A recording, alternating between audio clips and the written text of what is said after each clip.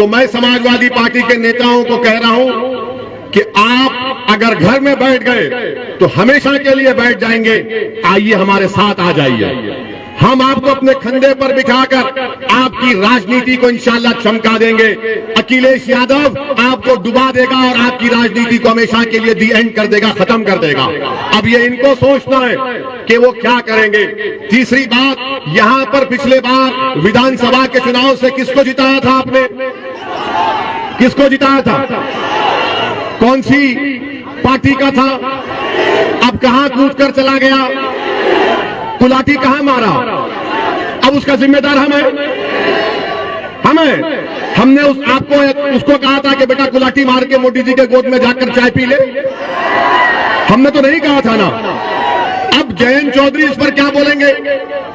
जयंत चौधरी के पार्टी से ये कूद कर नरेंद्र मोदी और योगी के साथ बैठकर उस पार्टी का प्रत्याशी बनकर यहां पर आया है। आपका वोट जाय होगा, याद रखिए। आपने 2019 के पार्लियामेंट के चुनाव में बीजेपी को वोट दिया आपने? कितनों ने याद उठाओ, डरो मत। कौन जीता यहां से? कौन जीती? हम बोले थे आपको वोट डालने के लिए। आपके वोट की कीमत क्या रही है बताओ? 17 में आपने आरएलडी को वोट दिया, वो बीजेपी में दौड़कर चला गया।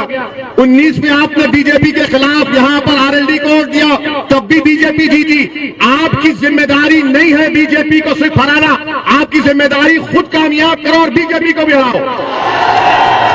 हमारे दिमागों में 50 साल से बात डाल दी गई, आप नहीं जीत सकते।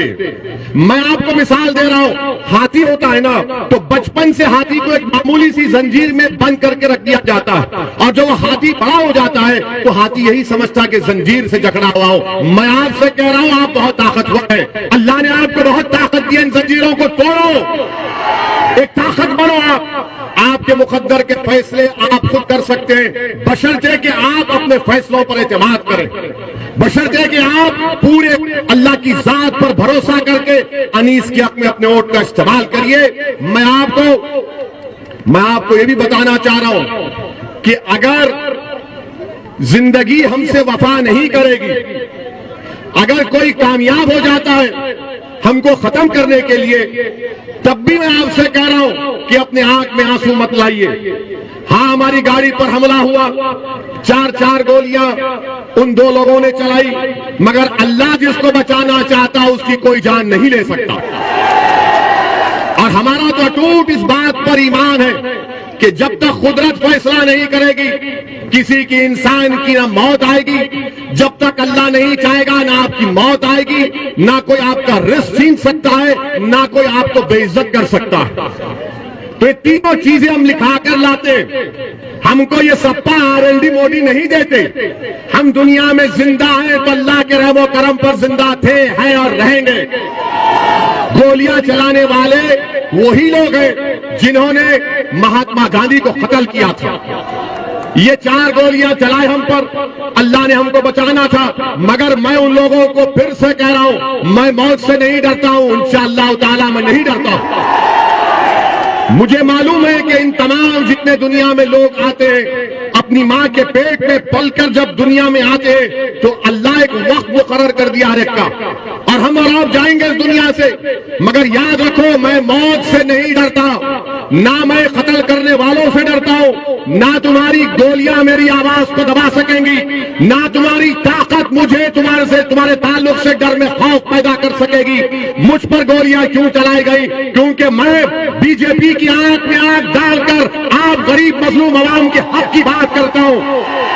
मुझ पर गोलियां इसलिए चलाई गई, मुझ पर गोलियां इसलिए चलाई गई क्योंकि मैं गरीब आवाम के इंसाफ का मुतालबा करता हूं।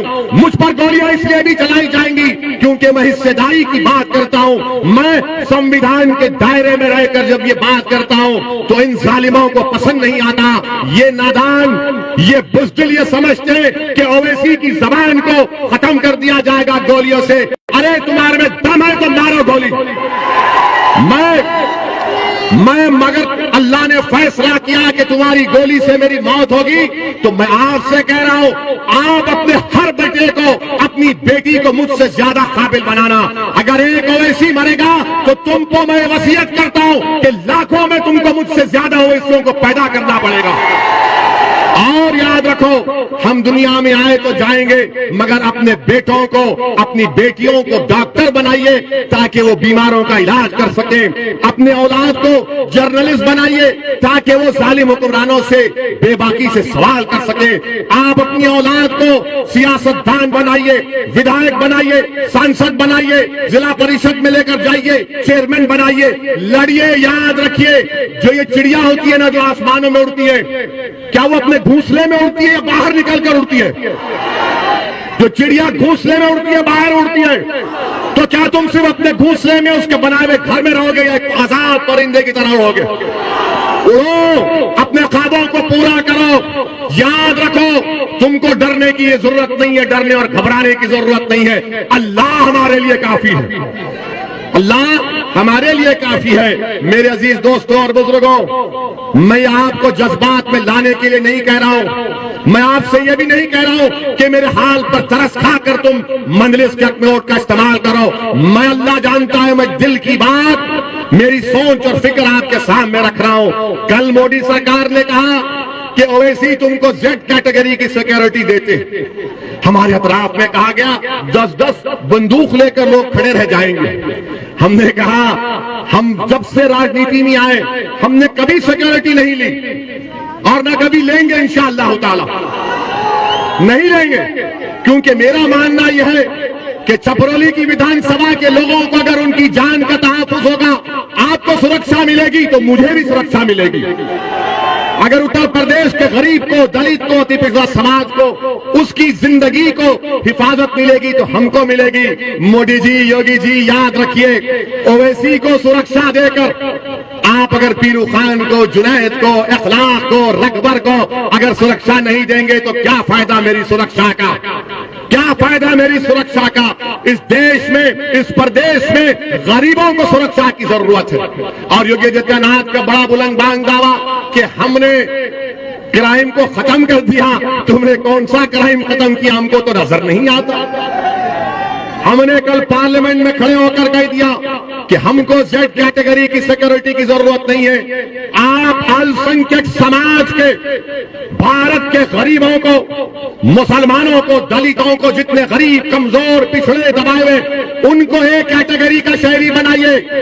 आज ये तमाम समाज नीचे तक आ चुका है, जेड कैटेगरी में आ गया है। मुझे सिक्योरिटी की जरूरत नहीं है, मुझे हिस्सा चाहिए। मेरी लड़ाई हिस्सेदारी की है, मेरी लड़ाई हिस्सेदारी की है। छपरौली में स्कूल होना चाहिए, छपरौली में अस्पताल होना चाहिए, ये हमारी लड़ाई है। मेरी आपसे अपील है कि आप इस लड़ाई में, हिस्सेदारी की लड़ाई में हमारा साथ दीजिए और 10 तारीख के दिन पतंग के निशान पर आप पूरे एतमाद के साथ यहां पर मंजलिस को कामयाब करिए। सलाम अलैकुम।